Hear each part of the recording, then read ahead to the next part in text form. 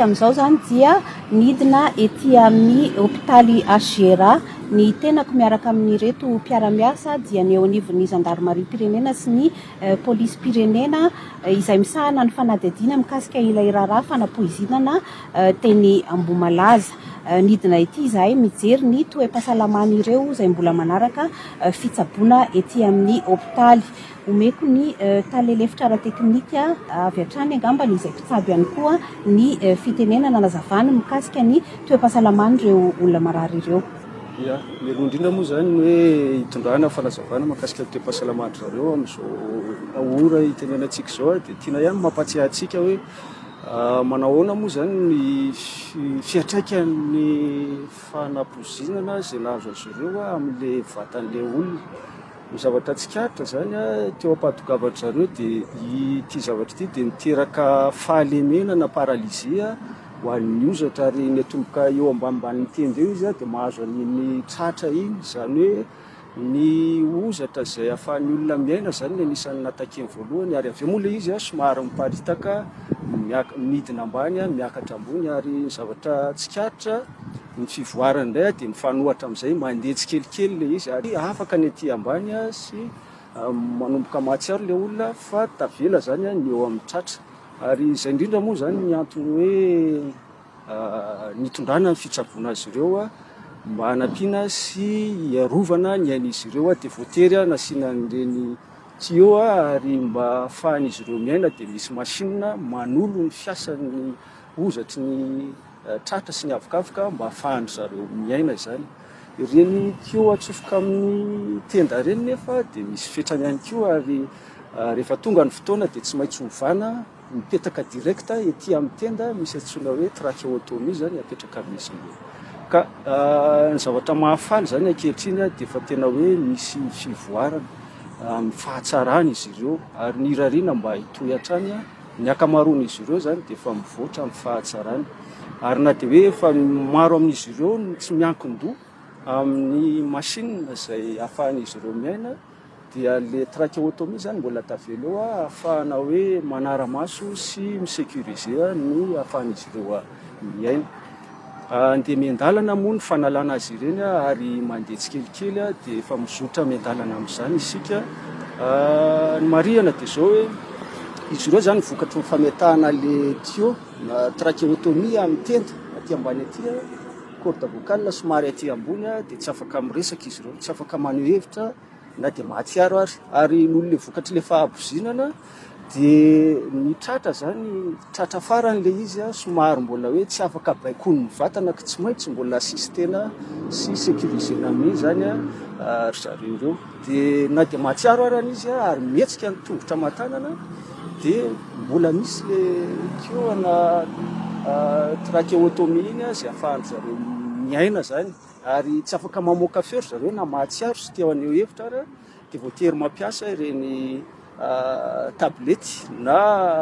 telefona ireny mba hanoratany zareo ampitana ny hevitra eo amin'ireo mpiandry sy amin'ireo mpitsabo izay manara-maso azy anehoany hoe inona zavatra hitarainandry zareo. Ka ny zavatra lehibe zany dia izao hoe mivoatra amin'ny fahatsarany ary tsy mitovy kosa tamin'izy teo ampidirana ny fahasalaman'izy ireo.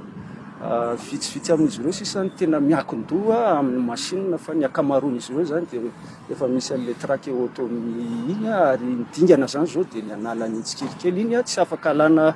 tout de suite alana tampoka fa tsy maintsy misy testa sy tombana analana an'ireny tsikelikely raha fitinina sy atao amin'ny teny tsotra mety ho azon'ny olona ny toe-pahasalaman'izy ireo. Betsaka ny resaka mandeha mikasika ity raharaha fanapozinana teny Ambohimalaza ity teny amin'ny ain'ny vakijery sy ny tambazotra tserasera. teo dia narahantsika nahita ny toe-pahasalamany fenoasina ilay tompona anniversaire sy ny namany izay mbola samy manaraka fitsaboana ao amin'ny hôpitaly. Ety am-boalohany aloha dia amafisina fa tsy afaka ny amboraka ny tsy ambaratelon'ny fanadiadiana mihitsy ny ety amin'ny fitsarana, ka izany indrindra ny tsy ahafahanay manome sy mamoaka ny anaran'ilay singa izay entina nanatanterahana izany fanapozinana izany. Manaraka izany dia mety ampianadratsy ny olona isika raha toa ka hamoaka ny anaran'izany singa izany, satria raha misy olona mety manana hevi-dratsy na eritreri-dratsy anatanteraka famonoan'olona dia ho ampiasaina izay singa ho avoaka tsika izay. Eto ihany koa dia manamafy ny tenanay fa ireo tompon-draharaha izay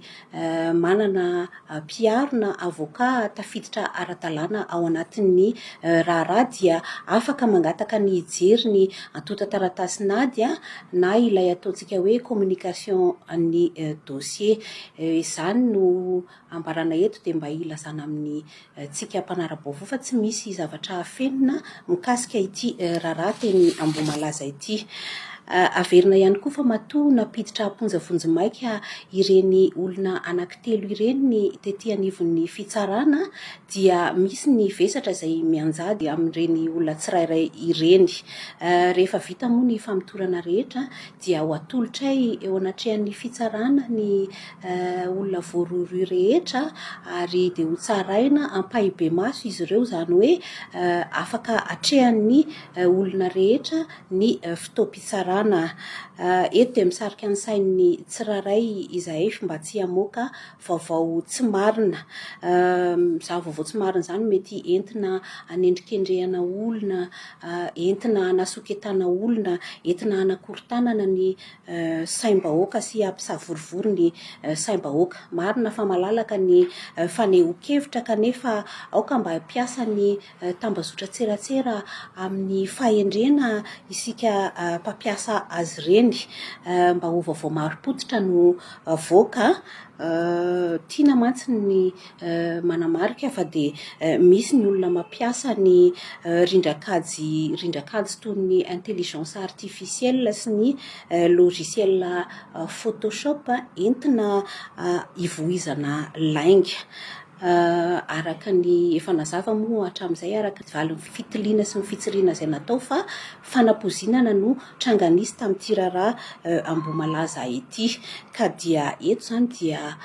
manentana antsika rehetra mba hamela malalaka ny fitsarana, hanatanteraka ny asany, mba ahafahantsika rehetra mahita ny marina, satria izay no ho tadavina eto, fa tsy hoe ny olona mpampiasa ny tambazotra serasera no hisalovana ny asan'ny mpitsara.